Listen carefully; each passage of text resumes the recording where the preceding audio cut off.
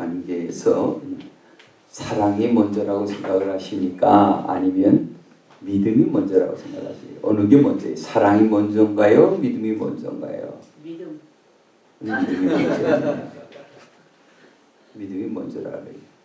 또 어떤 사람은 사랑이 먼저라고 해요.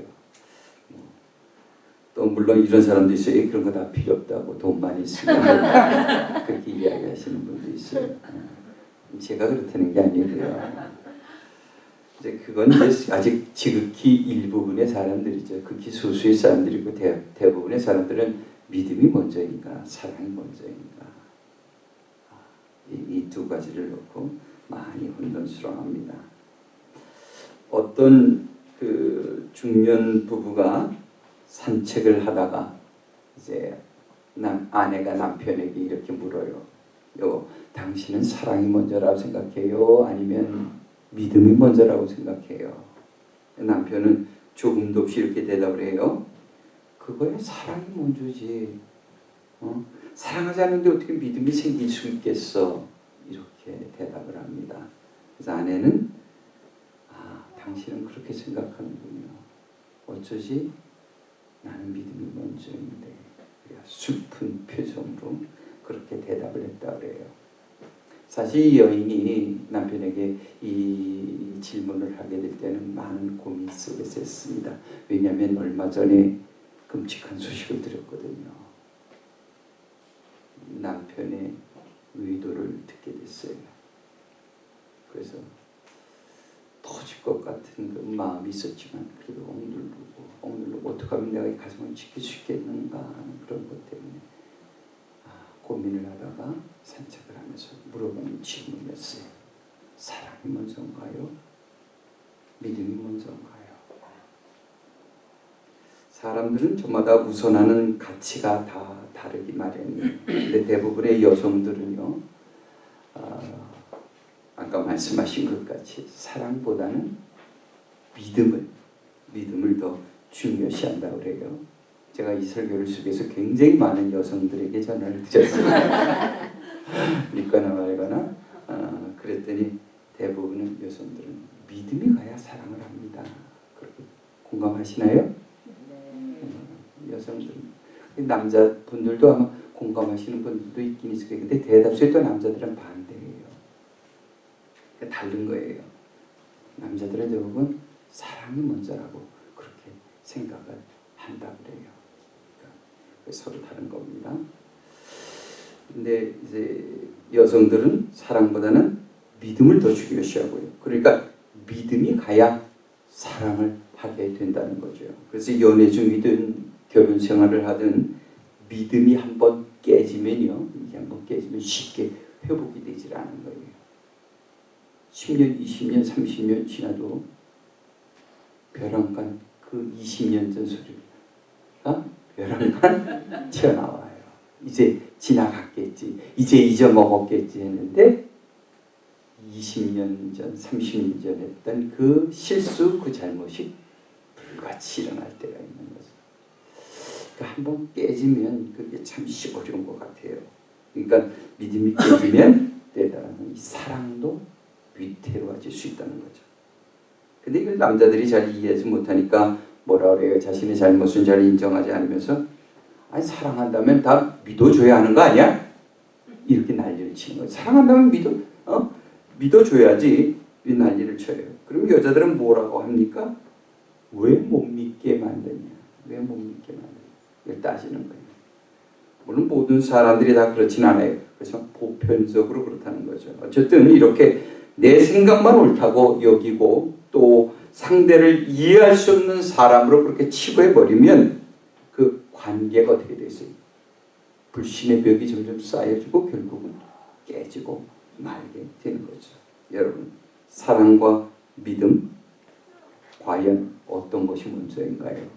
오늘 설교를 잘 들으시고요. 이 시간에만 고민하세요. 이따 집에 가실 때 그 문제 가지고 토론하지 마세요. 싸움 납니다. 어쨌든 이 문제는 남녀 관계에서뿐만 아니라 가정이나 교회에서도 우리가 아주 주의 깊게 생각해 보아야 될 문제입니다. 골로새서를 보면 사도 바울은 이 문제를 신앙적인 관점에서 이렇게 이야기하고 있어요. 여러분이 성도다운 생활을 하여 모든 일에 주님을 기쁘시게 하고 열매를 맺기 원한다면 여러분은 먼저 믿음에 굳게 서서 복음의 소망을 가지고 흔들림 없이 나가시기를 바랍니다. 골로새 교인들에게 사도 바울이 권면하는 이야기입니다. 그러니까 우리가 하나님을 기쁘시게 드리기 위해서는 먼저 믿음 위에 뿌리를 든든히 내리고요. 복음의 소망으로 소망 가운데 믿음이 더욱더 자라가야 한다는 거죠. 그래야 건강한 크리스찬이 된다는 겁니다. 그러니까 하나님과의 관계에서는 무엇이 먼저라는 거예요? 사랑이 먼저예요? 믿음이 먼저예요? 믿음이 먼저라는 거죠. 사도 바울이 하는 이야기죠. 지금 믿음이 먼저다. 다시 말해서 하나님에 대한 온전한 신뢰가 있어야 한다는 겁니다. 신뢰는 서로에 대한 믿음을 가지고 의지하는 것을 말하는 거예요. 근데 여기서 중요한 것은 신뢰가 쌓이면 서로의 행동에 대한 예측이 가능해진다는 겁니다. 공감하시나요? 서로 간에, 부부 간에도 그래요. 서로가 신뢰가 쌓이면 서로의 앞으로 할 행동이 예측이 된다는 거예요. 한마디로 상대방이 어떻게 말하고 생각하고 행동할지 미리 예상을 할 수가 있다는 거죠. 특별히 이런 쪽으로는 이 촉이 여성들이 굉장히 발달해 있어요. 사실 남자들은 잘 못 쫓아갑니다. 그러니까 촉 보면 다 알지요. 그 앞에서 버벅대고 딴소리 해봐야 아무 소용이 없어요. 빨리 납작 엎드리고 고백하는 게 최선의 살 길입니다. 그러니까 벌써 감각적으로 아는 거예요. 공감이 가시나요? 그렇죠. 이 말이 공감이 안 되는 부부들은 서로 신뢰를 쌓기 위해서 좀 더 노력을 해야 됩니다. 그래서 우리가 하나님은 선하시며 인자하시다는 것을 체험하게 되면요, 그분에 대한 신뢰가 쌓이잖아요. 내 삶 속에서 하나님이 그동안 해오신 모든 일들을 보면서 어떻게 그분이 나에게 행하셨는가 그걸 보고 체험하게 되면 그분에 대한 신뢰가 쌓이잖아요. 그래서 지금 비록 내가 어려움 중에 있다 할지라도 결국은 하나님께서 나를 푸른 불밭과 잔잔한 물가로 인도해 주실 것을 믿기에 평안을 누릴 수 있게 되는 겁니다. 그런데 문제는요, 우리가 하나님의 시대한 신뢰를 쌓기 위해서는 어떻게 해야 돼요? 반드시 하나님을 만나야 한다는 거예요. 부부가 매일매일 서로 얼굴을 마주보고 이야기를 하고 대하듯이 하나님과의 관계도 그렇게 만남이 있어야 된다는 거예요. 하나님을 만나서 그분의 이야기를 듣고 그분의 삶을, 그들의 생각을, 그분의 행동을 보면서 신뢰를 쌓아가야 한다는 거죠. 그런데 우리는 그렇게 할 수가 없잖아요. 왜? 하나님은 창조주이시고 우리는 피조물이니까 그분의 얼굴을 마주 대할 수가 없는 거예요. 그래서 하나님은 우리에게 무엇을 주셨어요? 성경을 주신 거예요. 성경. 하나님에 대해서 기록하고 있는 말씀을 우리에게 주신 거예요. 그리고 우리는 이 하나님에 대하여 기록된 성경을 보면서 그분의 성품, 또 그분의 능력, 그분의 생각, 이것을 우리가 알 수 있게 되는 거죠. 근데 많은 사람들은 하나님에 대하여 궁금해하면서도 성경을 읽으려고 하진 않아요. 참으로 이해할 수가 없죠. 하나님을 궁금해하기는 해요. 그분이 어떤 분인가, 정말 유일하신 신이신가 궁금하긴 해요. 근데 그분에 대해서 알려고 했다면 성경을 봐야 되는데 성경을 읽지는 않아요. 그러면서도 뭐라 그럽니까? 하나님이 믿어지지 않는다. 이런 말을 하는 거예요. 여러분, 성경은 하나님의 말씀이에요. 그래서 글자 하나도 하나님의 뜻이 없이 쓰여진 것이 없어요. 다시 말해서 성경은 하나님이 주시는 감동으로 기록된 책이라는 말입니다. 그러니까 성경의 저자는 누구예요? 성경의 저자는 오직 하나님 한 분뿐인 줄로 믿습니다. 그분이 기록하신 거예요. 그분이. 바울이 나오고 모세가 나오고 하지만 그 사람들은 기록자예요. 하나님이 영감에 의해서 주신 그 말씀을 그들은 기록했을 뿐이지요. 그들을 저자라고 말하진 않아요.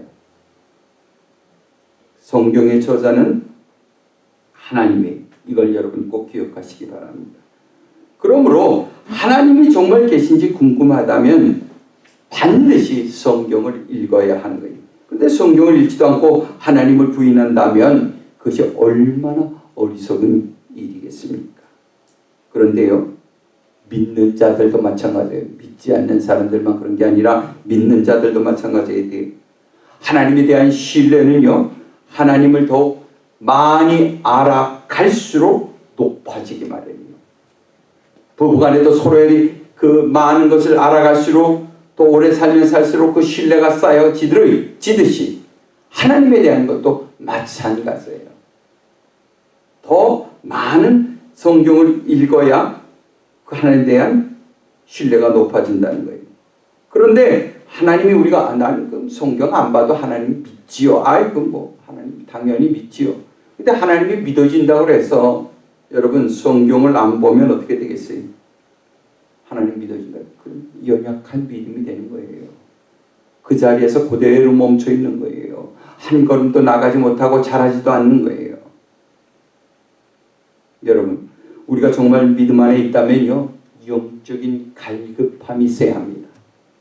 하나님을 더 많이 알고 또 하나님과 더 깊은 교제를 나누고 싶은 그런 욕망이 내 안에 있어야 한다는 거죠. 그런 마음이 없다면 어떻게 되겠어요? 그저 어린아이와 같은 믿음에서 멈추고 마는 겁니다. 11절의 말씀 함께 읽습니다. 시작. 내가 어렸을 때에는 말하는 것이 어린아이와 같고 깨닫는 것이 어린아이와 같고 생각하는 것이 어린아이와 같다가 장성한 사람이 되어서는 어린아이의 일을 버렸노라. 어릴 적에 우리가 말하고 또 깨달고 또 생각하는 것은 그저 눈에 보이는 것뿐이지요. 부모나 또 선생님이 가르쳐주는 그 수준에서요, 한 걸음도 더 나갈 수가 없는 겁니다. 가르쳐주는 것까지만 알아요. 조금 더 자신의 의지와 자기의 노력으로 고민하거나 또 진리에 대해서 깨달을 수 있는 그런 능력이 없는 거예요. 그저 가르쳐주는 것만 잘 외우고 그 수준에서 생각하면 되는 거죠. 그러나 어른이 되면 달라야지요. 어른이 되면 스스로 생각할 능력이 생겨야 되고요. 판단하고 결단할 수 있는 그런 의지가 있어야 하는 겁니다. 그런데 어른이 되어서도 여전히 시키는 일이나 하고 누가 시키기 전에는 꼼짝도 하지 않고 있는다면 어떻게 되겠습니까? 여전히 어린 아이야. 그 자리에 있고 마는 거예요. 신체적으로 보기에는 멀쩡하죠. 어른 같아요. 그러나 어린이랄지라도 그 마음이나 생각하는 것은 여전히 어린 아이와 같다는 거예요. 이걸 우리는 어른 아이다 하지요. 근데 우리 신앙도 그렇게 될 수 있다는 거예요. 그러니까 우리가 오랫동안 신앙생활하면서도 여전히 세상 학문과 지식에 묶여서 그 관점으로 하나님을 바라보고요, 그 관점으로 하나님을 알려고 한다면 결코 우리의 믿음이 자라날 수가 없다는 거예요. 어린아이의 그 자리에서 여전히 멈추고 있다는 거죠. 그러므로 그 틀을 깨어 버려야 하는 거예요. 아브라함을 보세요. 아브라함은 자기가 나아갈 바를 알지 못했지만 약속의 하나님, 신실하신 하나님만 의지하고 나갔어요. 약속하신 땅에 언제 도착하고 그 가는 길에 어떤 위험이 도사리고 있을지 모르지만 아브라함은 그저 하나님만 의지하고 나갔다는 말입니다. 이걸 믿음이라고 하는 거예요. 이걸. 우리의 신앙도 바로 여기서 시작되는 겁니다. 우리에게 약속하신 가나안 땅이 동쪽에 있을지 서쪽에 있을지 몰라요. 그리고 그곳에 언제 도착하게 될지, 올해 도착하게 될지, 아니면 10년 후에 도착하게 될지 우리는 아무도 몰라요. 그러나 분명한 것은 우리가 그곳에 반드시 가게 된다는 것입니다. 그래서 믿음은 바라는 것의 실상이요 보지 못하는 것의 증거다, 이렇게 말한 겁니다. 여러분, 고난 가운데 계십니까? 고난을 바라보지 말고 약속의 하나님을 바라보시기 바랍니다. 그리고 그분만을 의지하고 그분을 신뢰함으로 나가는 여러분이 되시길 바랍니다. 그러면 하나님께서 반드시 그 믿는 자들의 소원을 이루어 주실 줄로 믿습니다. 이방 여인이 예수님께 와서요, 주여, 내 딸이 귀신이 들려 있습니다. 저를 구하여 주세요. 저를 치유해 주세요. 귀신을 쫓아내 주세요. 간절하게 부르짖어요. 예수님은 뭐라고 합니까? 그 여인에게 이 능력은, 내 능력은 이방인들을 위해서 준비되어진 것이 아니다. 이것은 오직 받은 우리 이스라엘 백성들을 위한 것이다. 이렇게 거절을 하셔요, 예수님이요. 물론 예수님이 그렇게 말씀하신 건 진심이 아니고 그 여인의 믿음을 시험해 보기 위해서였죠. 그러니까 그 여인이 뭐라고 그래요? 개들도, 여러분 잘 아시죠? 개들도 주인의 상에서 떨어진 부스러기를 주워 먹습니다. 자신을 어디에 비유한 거예요? 개에다 비유를 한 거예요. 예수님, 개들도요, 주인의 상에서 떨어진 그 부스러기를 먹는데요, 제가 그 부스러기라도 먹게 해주시면 안 되겠습니까? 그러니까 자신은 죄인이라 주님의 그 크신 은혜를 받을 자격은 없지만 나를 불쌍히 여겨달라는 거예요. 이 여인에게는 간절함이 있었어요. 그리고 주님께서 틀림없이 고쳐주실 것이라는 그런 믿음이 있었던 것입니다. 그제서야 주님은 말씀하시죠. 여자여, 네 믿음이 크도다. 네 소원대로 되리라. 여러분, 믿음을 제대로 가져보지도 않고 포기하지 마세요. 하나님을 제대로 알지도 못하면서 절망하지 마세요. 적어도 이런 이방 여인과 같은 이런 간절함이 있어야 하는 겁니다. 그러므로 우리가 가지고 있는 하나님에 대한 그 작은 지식을 가지고요, 하나님의 능력을 함부로 판단해서도 안 되고요, 우리의 삶 속에 있었던 이 어려운 일들 때문에 하나님을 함부로 원망해서도 안 되는 거예요. 아직 안 끝난 거예요. 다 끝난 것 같아요? 정말이에요. 아직 안 끝났어요. 내 인생이 망가진 것 같고 어떤 소망이 안 보여도요, 하나님의 역사는 지금도 진행 중이라는 사실을 믿으시기 바랍니다. 아멘. 이걸 믿어야 하는 거예요. 이걸.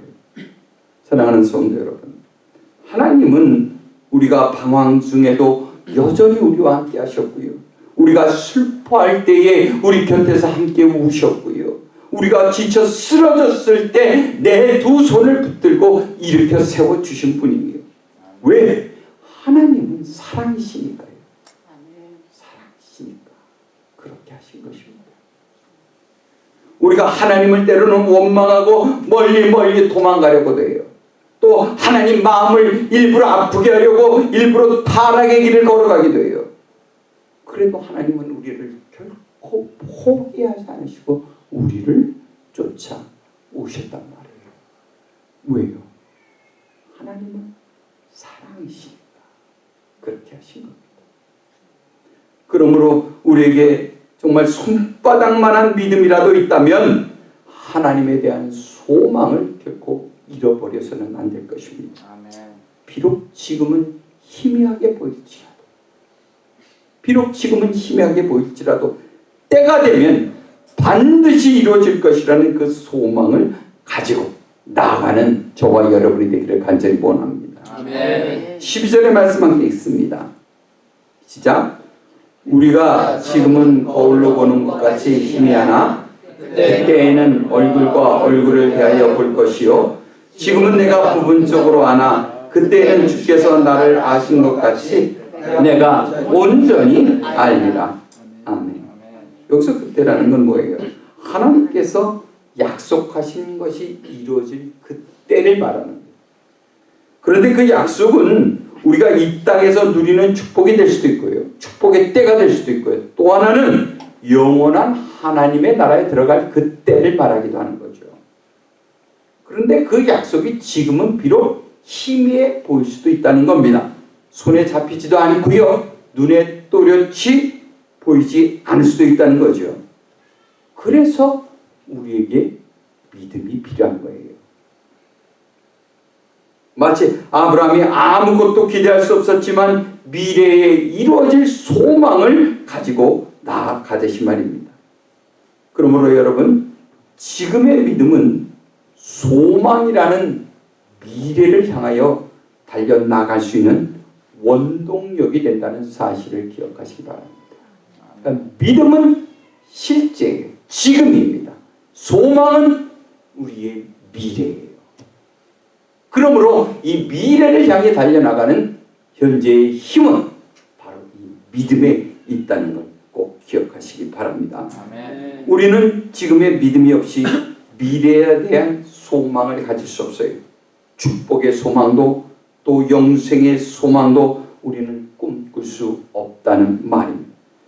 그러므로 우리는 소망을 바라보며 우리의 믿음을 더욱 굳건하게 세워야 할 줄로 믿습니다. 주님은 폭풍우 가운데 물속에 빠져가고 있는 베드로에게 물으시듯이 우리에게도 지금 묻고 계세요. 베드로가 주님이 오라 하실 때 저가 물 위를 걸었지만 바람이 부니까 어떻게 돼요? 그 믿음이 흔들리고 그가 물속에 빠집니다. 그 주님 뭐라고 말씀하셔요? 믿음이 작은 자여 왜 의심하느냐? 믿음이 적은 자여 왜 의심하느냐? 베드로에게 그렇게 말씀하시죠. 왜 하나님의 능력을 의심하느냐? 왜 하나님의 신실하심을 의심하느냐? 왜 하나밖에 없는 아들 예수 그리스도를 십자가에 내어놓으신 그 하나님의 크신 사랑을 왜 의심하느냐?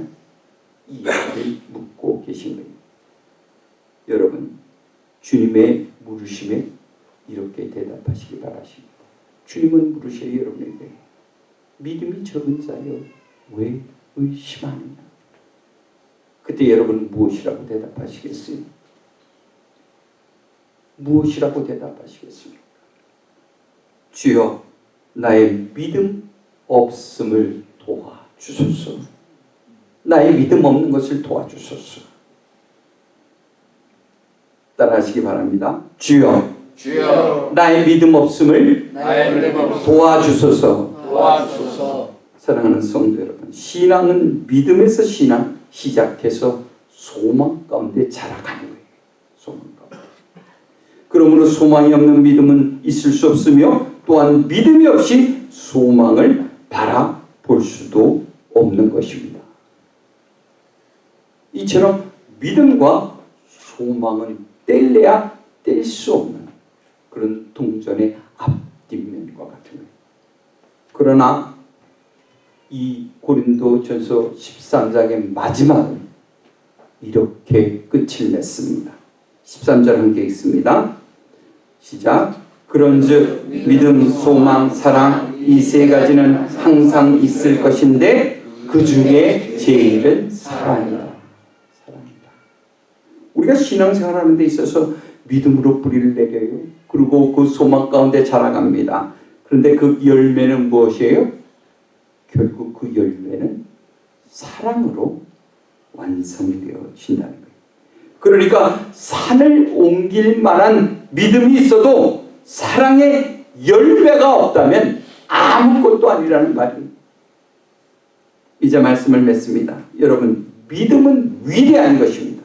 그러나 사랑은 그 위대한 믿음을 온전케 하여 주시는 것인 줄로 믿습니다. 아멘. 또한 믿음은 시작이에요.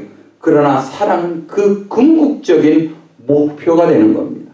그리고 믿음은 인간을 하나님과 연결시켜주는 그 통로가 되지만 그 우리가 나가고자 하는 하나님, 그 하나님은 바로 사랑이신 줄로 믿습니다. 아멘. 그러므로 믿음으로 말미암아 예수 그리스도가 우리의 심령 가운데 계시고요. 소망 가운데 그분을 아는 지식이 날마다 자라가며 또 그 사랑의 넓이와 길이와 높이와 깊이가 어떠한지를 우리가 깨달아 하나님의 그 크신 사랑이 여러분 가운데 충만하시기를 주님의 이름으로 축원합니다. 아멘. 기도하시겠습니다. 사랑의 주님, 우리의 믿음이 늘 연약하고 어리석지만 주님의 도우심을 간구합니다.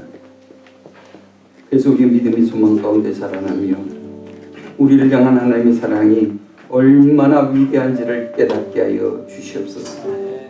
그리고 우리의 믿음이 어린아이와 같은 믿음이 아니라 날마다 소망 가운데 성장하여 하나님의 크신 사랑을 깨닫고 우리의 삶에서 그 사랑을 열매 맺게 하여 주시옵소서. 감사드리며 예수님의 이름으로 기도하옵나이다. 아멘.